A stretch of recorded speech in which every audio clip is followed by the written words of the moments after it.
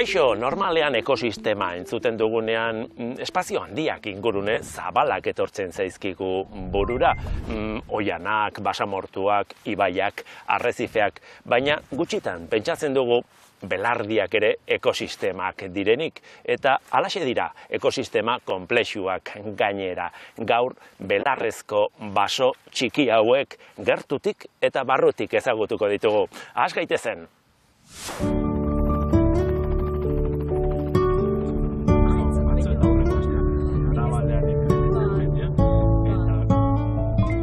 Ematen diogun erabileraren arabera sailkatzen da lurzorua.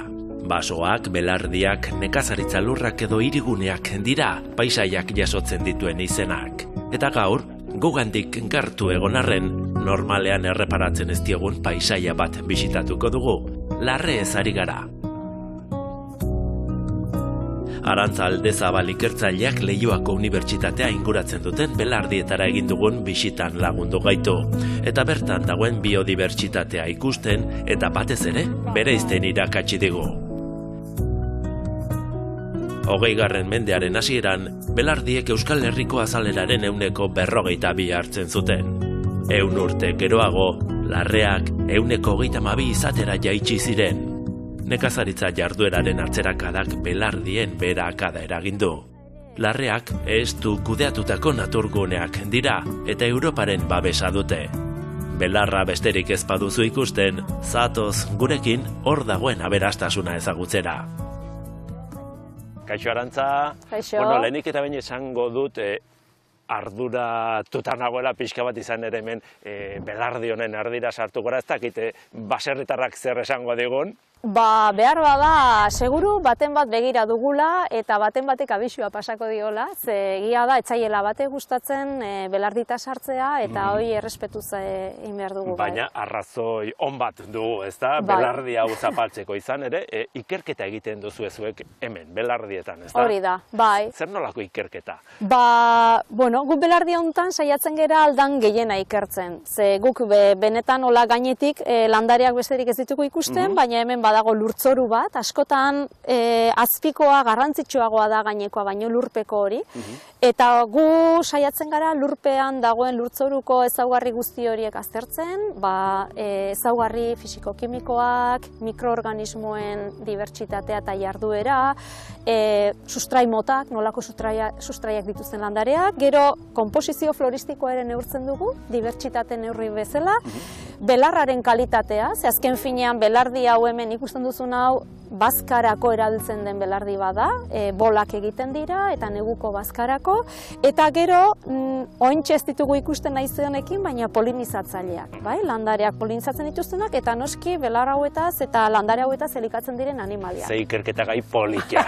Hau da, sare guztiz konplexu, sare trofiko izugarri polit bezain konplexua. Bueno, hemen jendeak eta nik neronek ikusten dudana da belarra. Hala deitzen dio nik behintzat, ez da? Baina belar kontzeptu horren barruan badago hainbat espezie, ez da? Hori da, bai. Neurtzen hasita hemen bertan esate baterako begiak ez baditugu fintzen eta ez bagoaz pentsatzen hemen landare espezie asko ditugu, badirudi guztia homogeneoa dela, ezta? Belarra guztia berdina da. Baina begiak pixka bat aktibatuta eta behaketa fin bat egiten hasten bagera, hasiko ginake lore desberdinak, kolore desberdinak, estrategia desberdinak ikusten, eta esango nizuke, hemen txegure inguruan lagunduko didazu, mugitu gabe. Lagunduko dizut, baina ia zenbat espezie desberdin zautzen dituzun, edo ikusteko, berizteko gaitzaren. Nik esango dizkizut. Belardi baten osasuna eta espeziea berastasuna ezagutzeko, lurrean marraztutako kuadro batean konposizio floristikoa neurtzen da, alegia, zenbat belar mota bizi den bertan. Hau izango litzateke, edo hau da antoxantun odoratun. Bai? Usain ostoak igurtzita, esaten dute pixka limoi usain pixka daukala, odoratun hori, askotan landaren izenek olako zera dauzkate. Beste bat, bai, begira, hemen daukazu beste gramineo bat, bai. Olkus lannatuz, bai? Ikusi ostoa eta igurtzi pixka batea ze sensazio ematen dizu. Bai, behitu hemen. Ze suabea den, hemen azpikoa baita ere, bai? Dauzka olako hile fin suabeak, bai? Artile ez dela lannatuz hortik dator. Hauek dira lekariak, leguminosoak, bai? Lore bakoitzetik leka bat garatuko duen landarea da, bai? Lotus, hau da Lotus corniculatus. Eta famili berekoa daukagu hemen, irusta, Trifolium pratense. Eta hauek begibistan dauden espezietako batzuk baino ez dira. Horien itzalean espezie txikiagoak, apalagoak aurkituko ditugu ezkutuan. Hauek begira hemen, erroseta moduan azten direnak, bai. Altuera ezberdinetan antolatutako mundu bat dira belardiak. Hemen daukagu potentilla bat, begira hau, 4 petaloko lorea. Belardi honek bote prontoko zenbaketa honen arabera 35 espezie ezberdineko konposizio floristikoa izango luke. Hegoalderago Nafarroako belardietan handiagoa da kopurua. Sakanan egindako zenbaketetan 50 espezie ezberdin aurkitu izan ditu Arantza Aldezabalen ikerketa taldeak.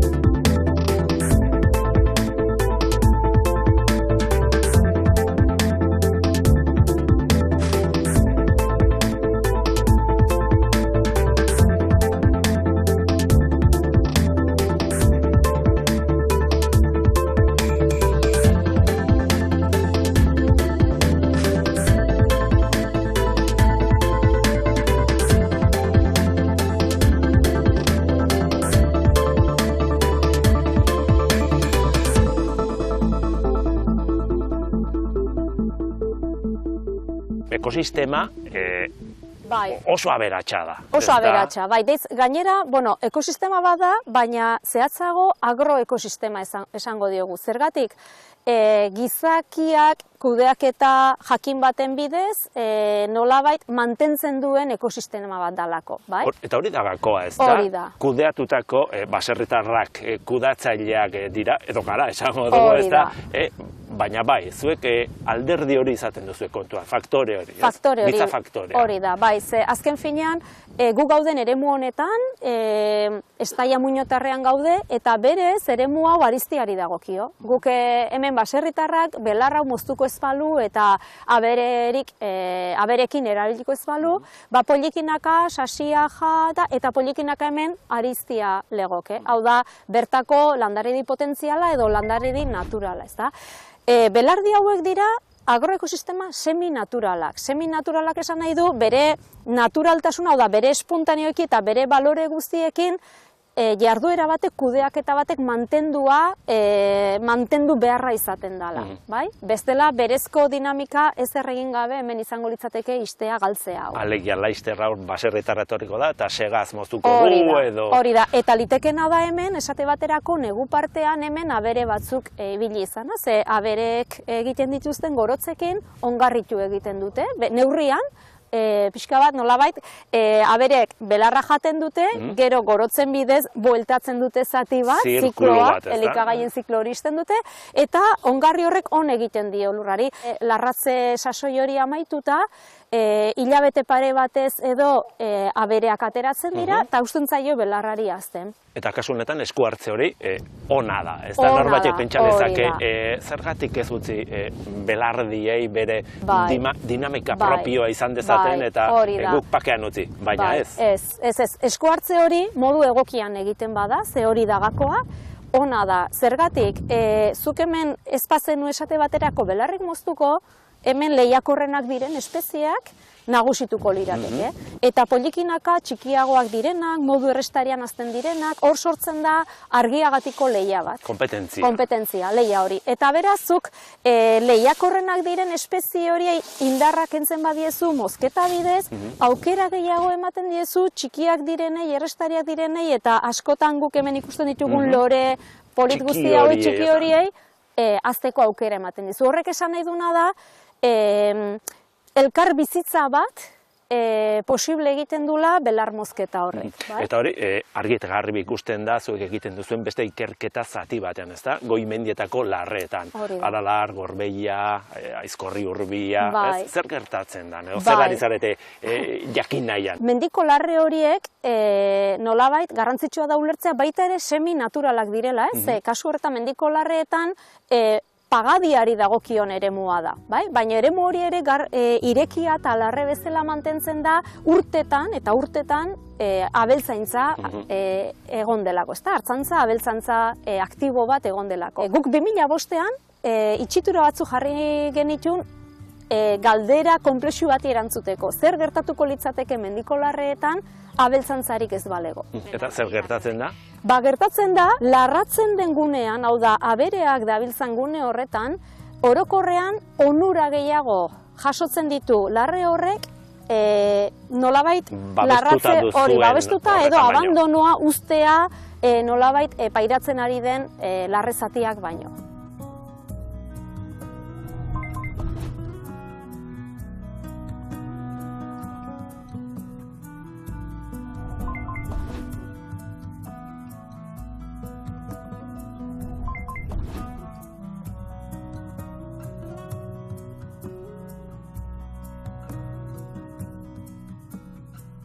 Nik ez nekiena zen, sega larre hauek edo belardi hauek babestutako guneak zirenik, ez da? Zuk eta jende askok ez dakit, kontuz zapatzen ari garen hau babestutako gune bat da.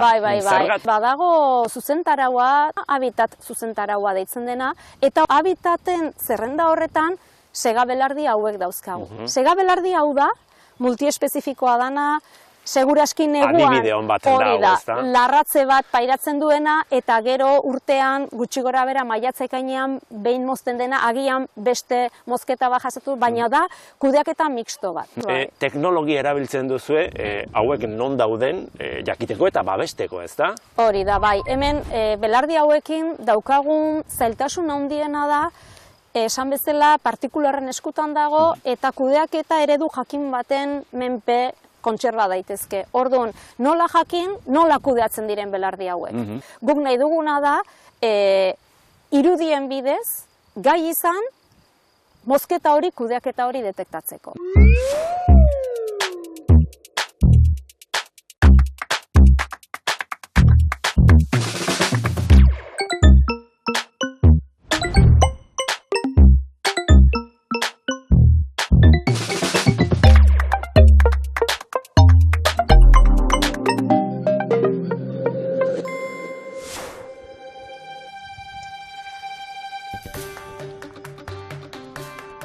Droneak 21. mendeko teknologiaren ikurretako bat dira. Airetik hartutako argazkiek erabilera asko daukate eta horietako bat nekazaritza da. Droneak erabiltzen dira eskualde zabalen zein partzela konkretuen mapak egiteko eta baita ere landareak identifikatu edota haien osasun egoera aztertzeko. Horretarako kamera mota desberdinak erabiltzen dituzte. RGB kamerek argi ikusgaiaren uin luzeran lan egiten dute eta kamera multiespektralek berriz uin luzera desberdinak hautematen dituzte, hala nola infragorria, landareek islatzen duten argia jasotzeko baliagarria dena. Euskal Herriko Unibertsitateko ikertzaileek droneak erabili nahi dituzte larren kudeaketa eredua identifikatzeko. Automatizatu daiteke modelo ezberdinekin eta jakin gero satelite edo droien bidezko argazkikin ea larre horiek nola kudeatzen ari diren. Helburua lortu ahal izateko, datuak biltzea izango da lehen egitekoa. Behar ditugu datu pilo bat eta argazki pilo bat larre ezberdinetan modelo horiek indar gehiago izateko, horrek baimentzen digu gero jakitea nola kudeatzen ari den partzela bakoitza. Ikertzaile hauek, ikerketa proiektu bat lortu berri dute, droneak erabiliz mahasti eta galsoroen kudeaketa zehaztasun handiagoarekin egiteko. Eta galdera inozoa, behar bada, nola babesten dira, babestutako sega belardi hauek? Nola babestuko genduke? Baserritarrari lagunduz. Hau da, benetan ingurumen politika ausartak eginez eta belardi hauei ematen daukaten balorea. Zuk imagina dezakezu, hau desagertzen bada zertan bihurtuko den paisaia hau. Zer nolako aldaketak imaginatzen dituzu? Eukalipto hortxe bertan dugu, Eukalipto hortxe bertan daukagu, edo agian etxe bizitzak, edo agian hemen hotel bat jarriko digute. Hau da, zementoa, asfaltoa, edo birlandaketak. Eta aberastasun guzti hau badoa pikutara. Gaur gauza berri bat ikasi dut, sega belardiak babestutako eremuak direla. Eskerrik asko, Arantza. Zuri, Iñaki, mila esker.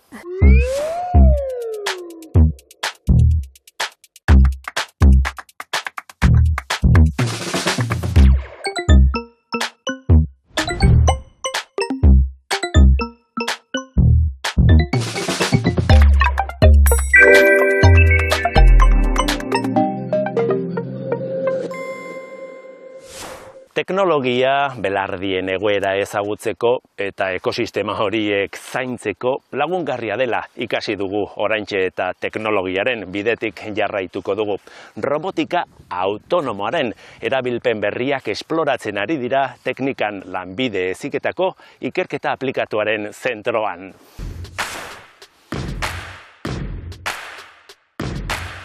Ohikoa bihurtu da roboten erabilera industrian.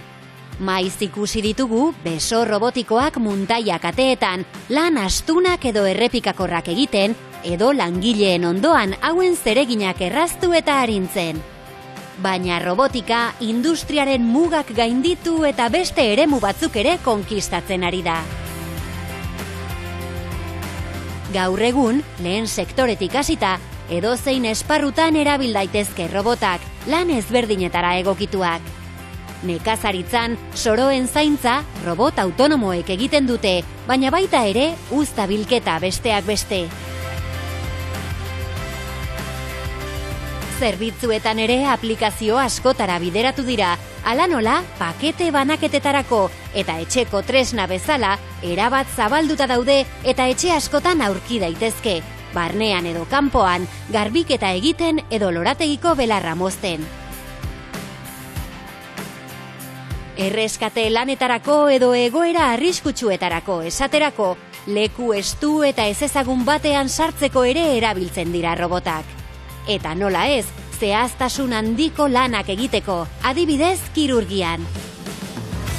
Teknologia azoketan, pertsona itxura duten robotak aurkezten dituzte, bizitza erraztuko diguten promesarekin. Robotika aurrera egiten ari da pausoz pauso.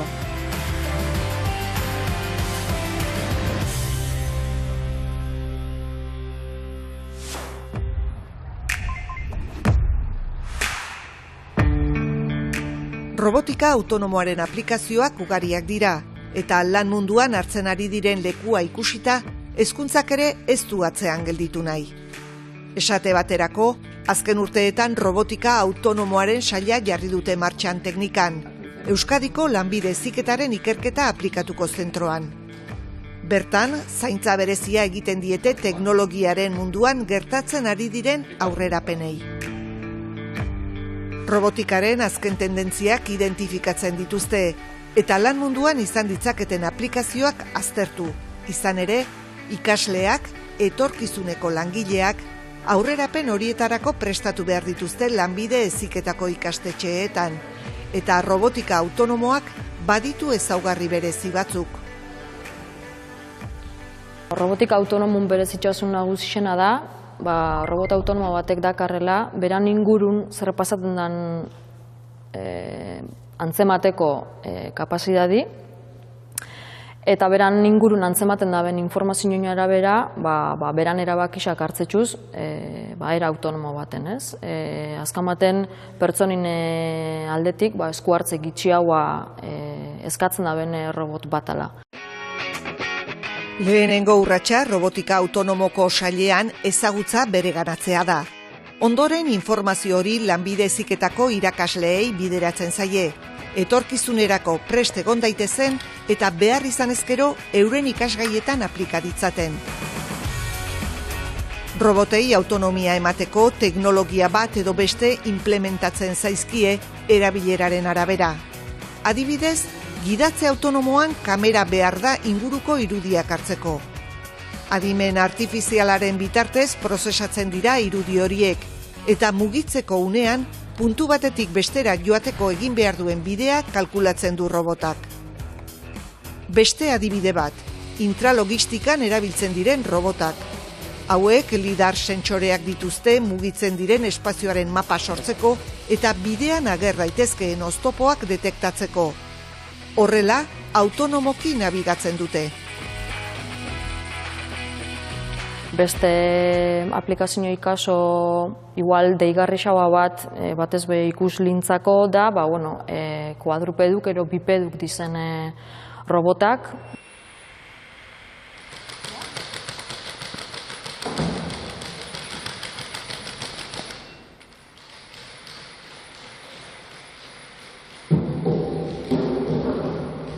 Azamaten morfologisa bionikuk erabiltzen da bezen robotak, batez be terreno irregularrak abordateko sazon, ez? Eskilarak, rampak, ero igual pertsonantzako zailtasun punto bat, ero peligrosidade punto bat eukileiken eremu kratal izateko, gizak izan partez, olako morfologisak dakarren robotak erabiltzen hasi diz. Robotika autonomoaren etorkizuna oparoa ikusten dute teknikan, eta dagoeneko lanean ari dira ikastetxe batzuen formakuntza zikloetan eskaini dezaten.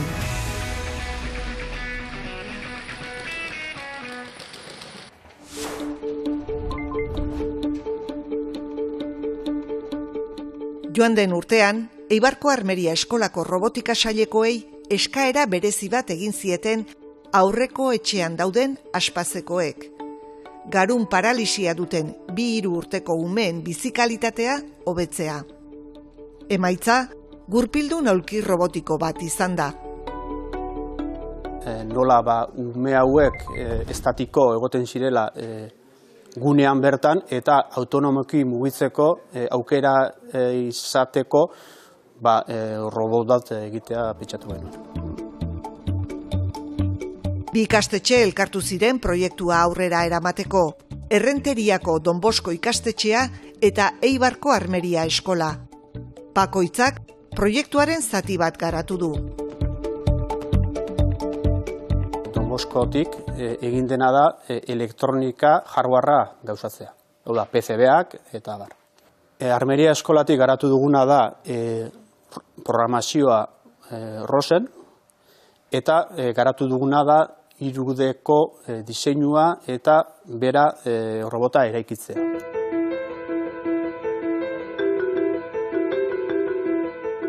Lehen urratsa egitura fisiko egokia egitea izan zen, izan ere euskarri sendo, seguru eta erosoa izan behar zuen aulkiak. Haurraren gorputzaren moldea egin zuten lehenik, molde hori eskaneatu eta lortutako plano horiekin iruden inprimatu zituzten aulkia eta robotaren oinarri osoa.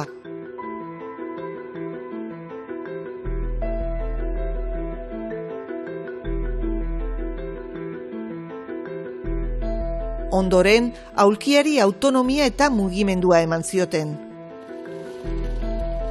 Robota bi alderdi nagusi izango lituzke, batetik fisikoki nola osatuta egongo litzateken, eta bere berezitasun handienetako bat da mekanun erako gurpiak dituela. Honekin lortzen dugun abantaila da edozein mugimendu egiteko aukera daukagula. Esker, eskuin, aurrera eta atzera, eta diagonalean ere baita. Beste alderdia esango litzateke esan duzun bezala, elektronika eta informatika arloa. Hain zuzen ere, elektronika eta informatika dira robotaren garunaren ardatzak, eta bien artean maneiatzen dituzte sentsoreak, motorrak, enkoderra eta lidarra. Lidarra da azkenean laser bidezko sentsore bat, nun biratzen dagoen eta ingurunearen mapeo bat egiten dugun.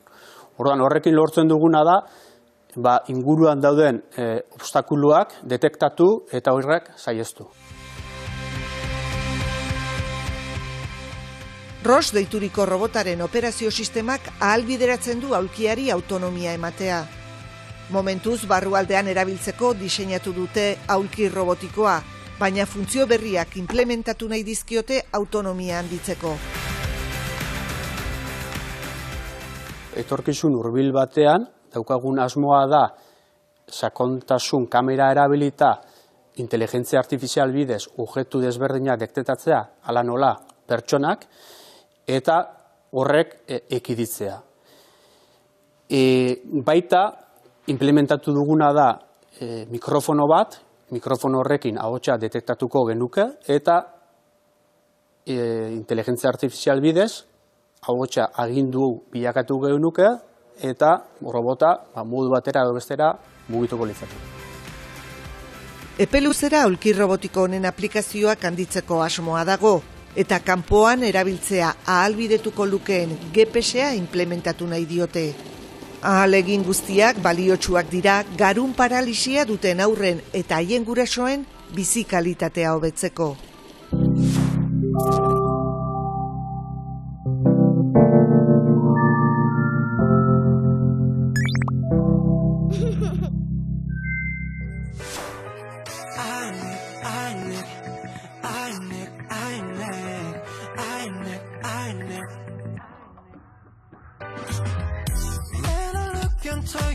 Bukatu dugu, robotek bezala dantza egitea estilo edo gaitasun gutxi izatearekin lotu izan da, orain arte.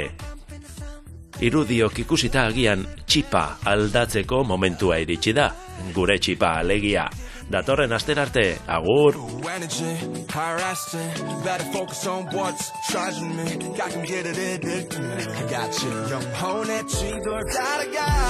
혹시 달려가다 네가